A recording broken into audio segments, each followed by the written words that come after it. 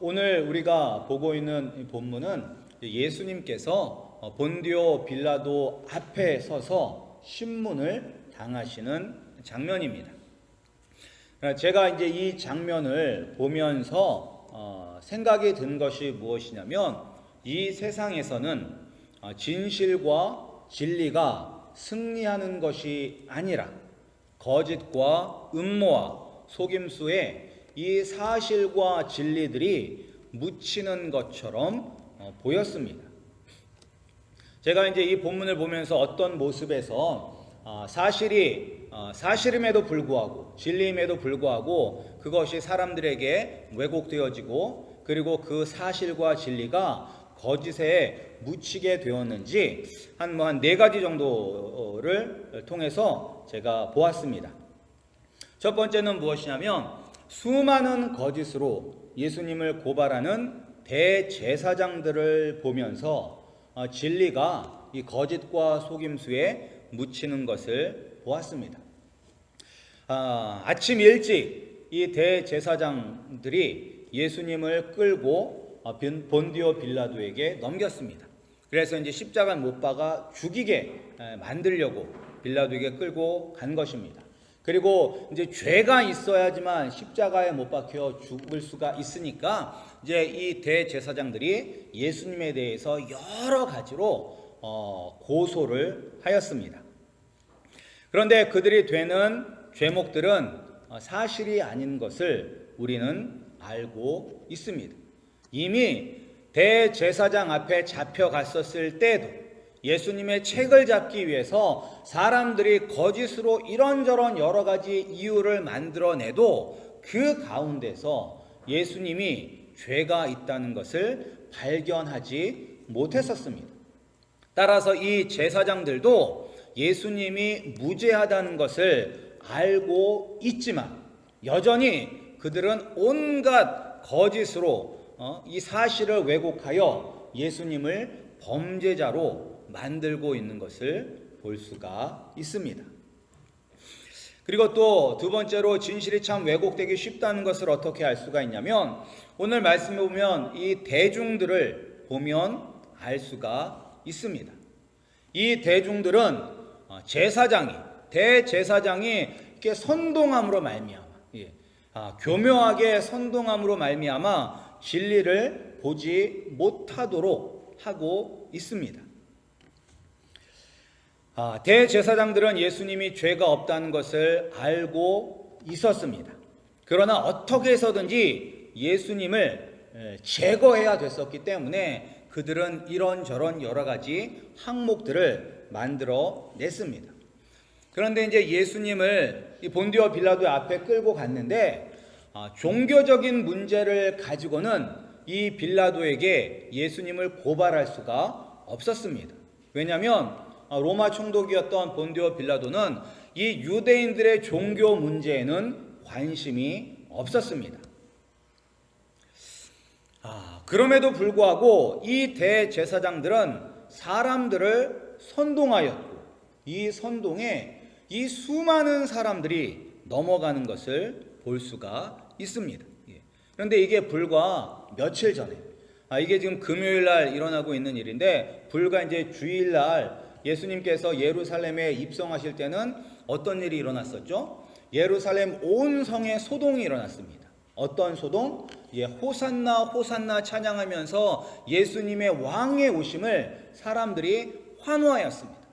길가에 그들의 옷을 벗어서 깔아놓고 종려나무 가지를 깔고 종려나무를 흔들며 왕으로 어린 나귀 새끼를 타고 예루살렘에 입성하시는 그 예수님을 환영하였습니다. 수많은 사람들이. 그런데 오늘 말씀을 보면 그 사람들은 도대체 어디에 갔는지 하나도 보이지 아니하고, 그곳에 있는 수많은 사람들은 다 예수님을 십자가에 못 박혀 죽이라고 소리치는 사람들밖에 없었습니다. 근데 이렇게 사람들은 이렇게 현혹되기 쉽고, 그리고 아주 사소한 것에도 선동되기가 쉽다는 것을 우리는 알 수가 있습니다. 이렇게 사람들은 진리를 알고 지키려 하기보다는 사람들의 선동과 그리고 왜곡된 진리에 너무나 쉽게 속아 넘어가는 것을 우리가 볼 수가 있습니다. 그런데 이제 그리고 나서 이제 전례대로 항상 있었던 일대로 이 유월절 이 전날 이제 한 죄인을 풀어주는 그런 전례가 있었습니다. 그래서 이 본디오 빌라도는 예수님을 풀어주려고 했었습니다. 그러나 사람들은 원하지 않았습니다. 사람들은 누구를 원했냐면 반란을 일으키고 사람을 죽인 살인자 바라바를 원하였습니다. 근데 또 이것을 보면서 저는 어떤 생각이 들었냐면 만약에 나보다 훨씬 훌륭한 사람이 나를 대서 풀려난다면 덜 억울할 것 같은 생각이 들었습니다. 그래서 뭐 똑같이 잘못을 해서 들어가도 뭐 재판을 받아도 나보다 더 인격적으로 훌륭하고 정말 사회에 선한 영향력을 끼칠 수 있는 그런 사람이 나 대신에 풀려난다고 하면 그래도 여전히 억울하겠지만 그래도 나보다는 저 사람이 훨씬 낫지라는 그런 생각이 들 것입니다. 근데 오늘 예수님 대신에 풀려난 사람이 누구냐면 살인자입니다. 살인자. 나 같으면 그 사람보다는 내가 훨씬 나을 텐데 하면서 아마 땅을 치고 억울해 할 것입니다. 죄 없는 나는 십자가에 못 박혀 죽게 하고 저 살인자는 자유롭게 풀어주는 것을 보면서 이 세상은 진리가 승리하지 않는구나 라고 생각할 수가 있을 것입니다. 또 다른 사람 본디오 빌라도를 통해서 진리가 승리하는 것이 아니라 진리가 묻히고 거짓이 승리하는 것처럼 보입니다. 이 본디오 빌라도는 이런 잘못, 이런 진실의 왜곡을 바로 잡을 수 있는 힘이 있었습니다. 그는 권력이 있었습니다. 그는 로마의 총독이었습니다. 그리고 또한 이 본디오 빌라도는 예수님을 왕으로 그리스도로 인정하지는 않았습니다. 왜냐하면 이제 빌라도가 예수님께 묻잖아요. 내가 유대인의 왕이냐라고 물을 때 정말로 예수님을 유대인으로 왕으로 인정해서 물어본 것이 아니라 예수님을 모욕하고 경멸하는 의미로 물어본 것입니다. 네가 유대인의 왕이냐?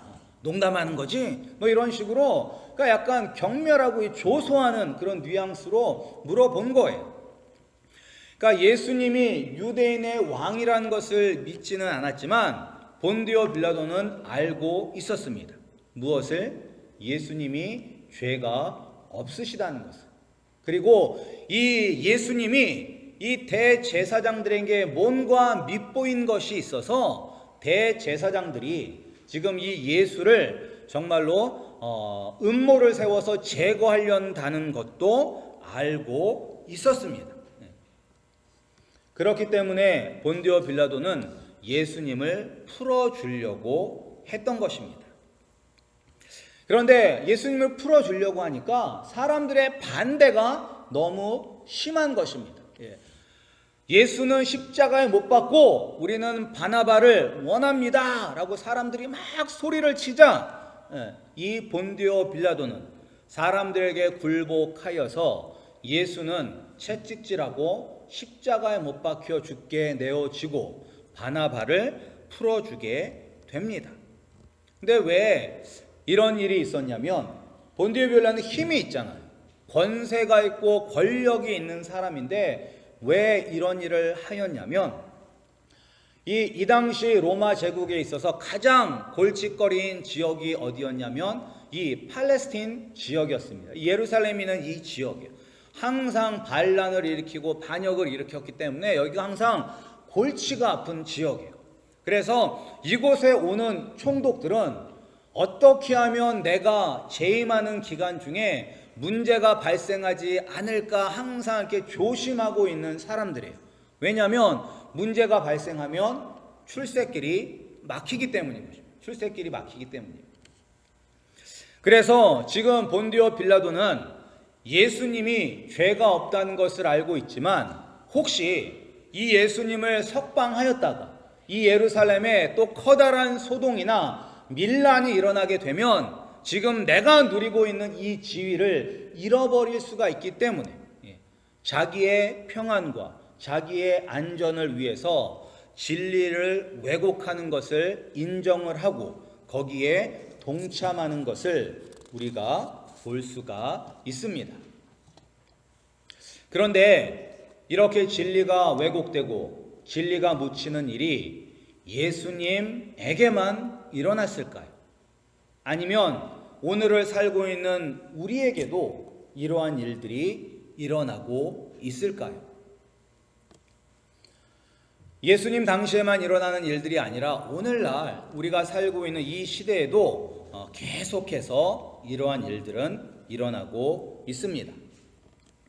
물론 예수님처럼 종교적으로 정치적으로 영향력이 있는 사람이 더 힘이 있는 사람들에 의해서 왜곡되고 그리고 진리가 묻히고 그리고 그의 인생이 매장되는 경우들도 있습니다.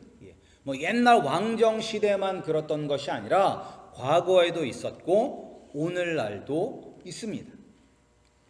그래서 어떤 사람은 자신의 소신을 표현했다가 힘 있는 사람들에 의해서 인생이 망가지는 경우들이 있습니다.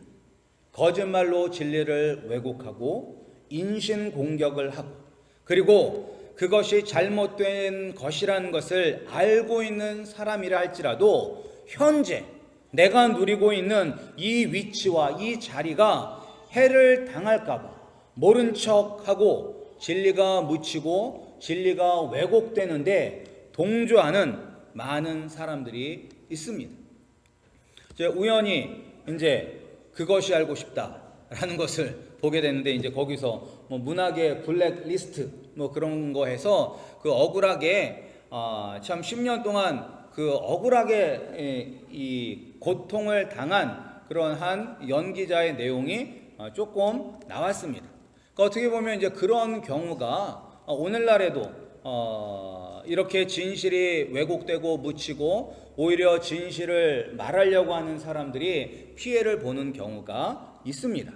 그런데 그 사람은 연예인이라서 그렇다 치고 그렇다면 아무것도 아닌 평범한 우리들에게도 과연 이렇게 진실이 왜곡이 되고 묻히는 경우가 있을까요?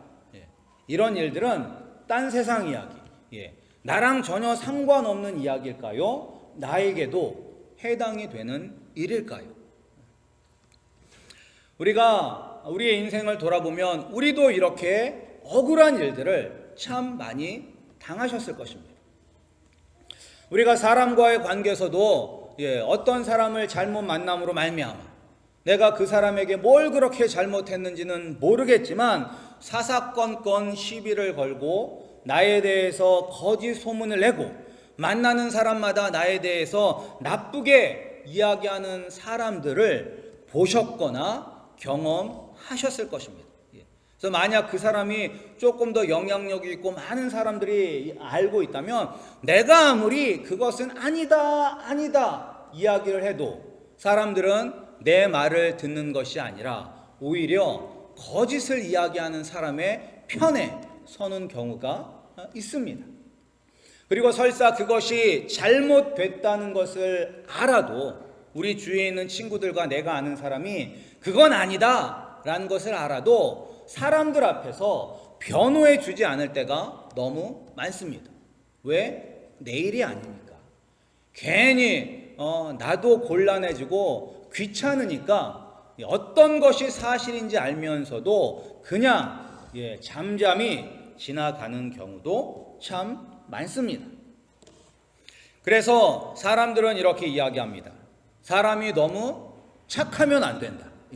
착하면 이 세상 살아가기 힘들다라고 이야기를 합니다. 그래서 제가 어렸을 때부터 너무 착해서 저희 부모님께서 저에게 그러한 얘기를 많이 하셨습니다. 넌 너무 착해서 세상에 나가면 힘들 것이다. 착한 게 다 좋은 것은 아니다라고 이야기를 하시죠, 어른들은.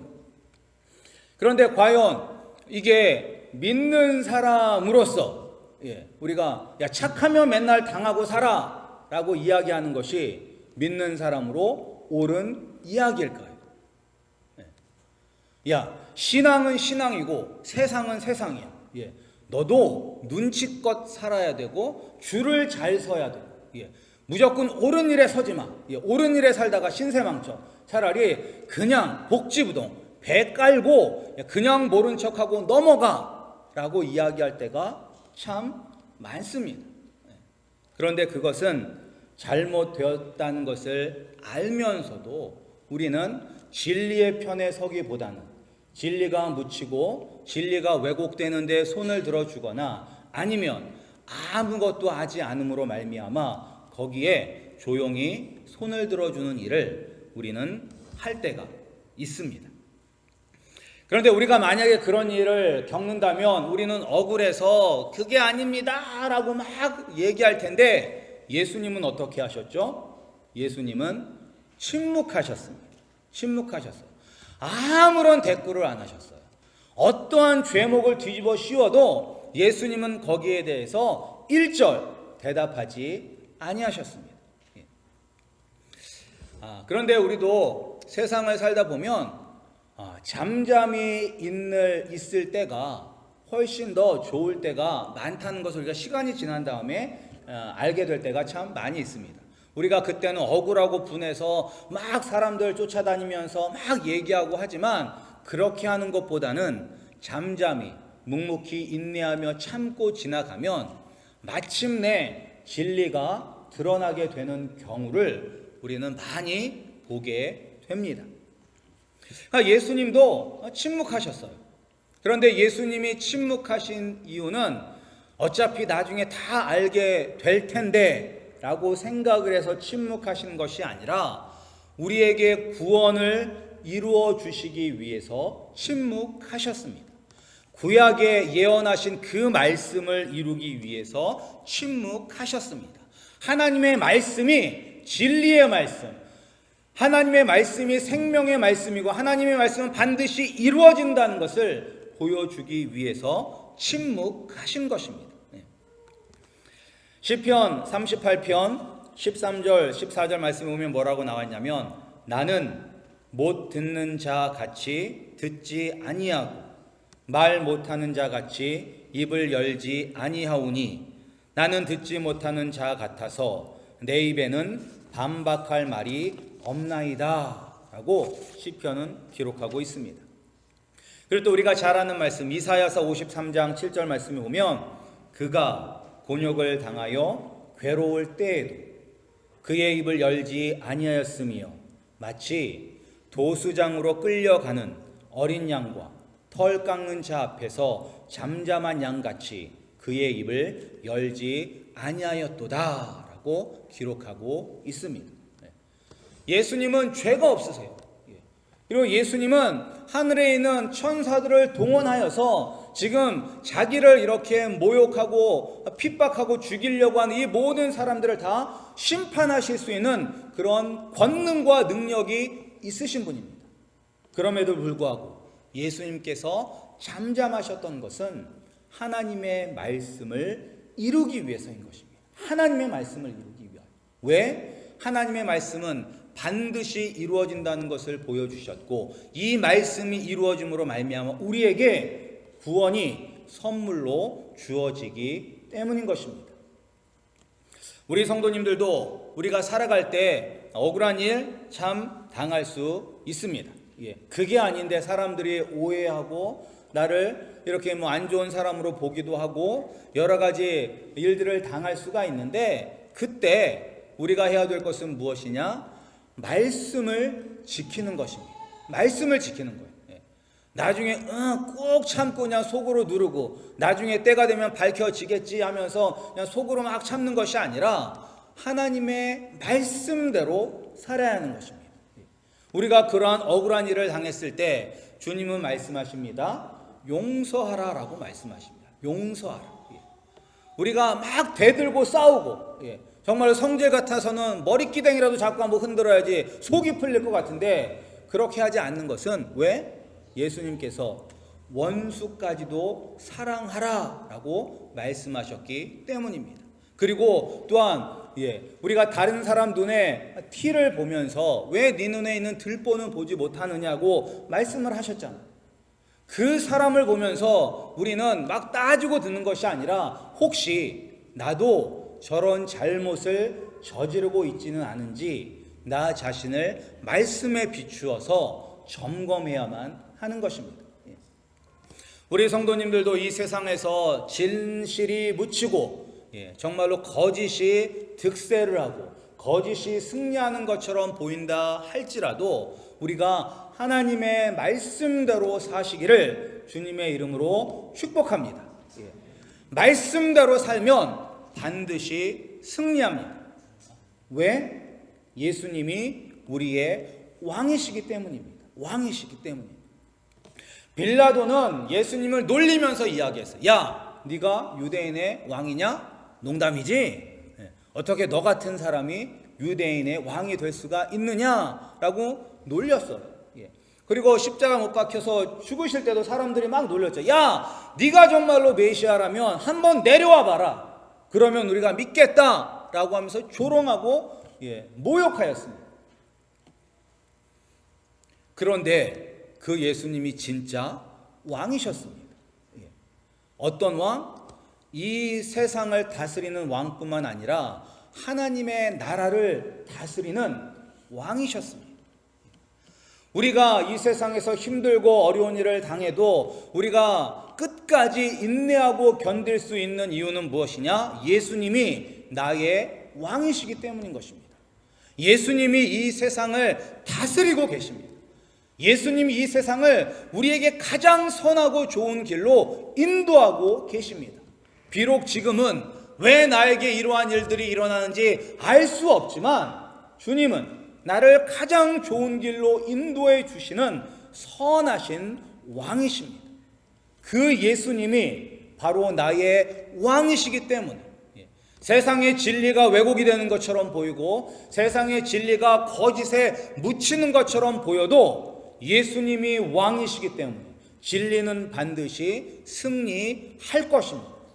그리고 진리는 승리하고 있습니다. 우리 성도님들, 이 세상 살아갈 때 정말 그러한 여러 가지 일들이, 억울한 일들이 우리 가운데 나타난다 할지라도 오히려 그 억울한 일을 통하여서 하나님의 말씀을 이루고 하나님 말씀에 비추어서 나를 돌아볼 줄 아시는 그런 믿음이 성장한 우리 성도님들이 되시기를 소원합니다. 그리고 아무리 세상이 우리를 짓밟고 진리를 왜곡한다 할지라도 왕이신 예수님께서 이미 승리하셨습니다. 그리고 우리는 이미 천국을 소유한 사람들입니다. 그 세상과 우리가 아웅다웅하면서 사는 것이 아니라 내가 맞아 내 말을 좀 들어달라 말이야 라고 막 이렇게 애걸복걸하는 것이 아니라 왕이신 예수 그리스도를 의지하며 믿음으로 묵묵히 승리하시는 우리 성도님들이 되시기를 주님의 이름으로 축복합니다.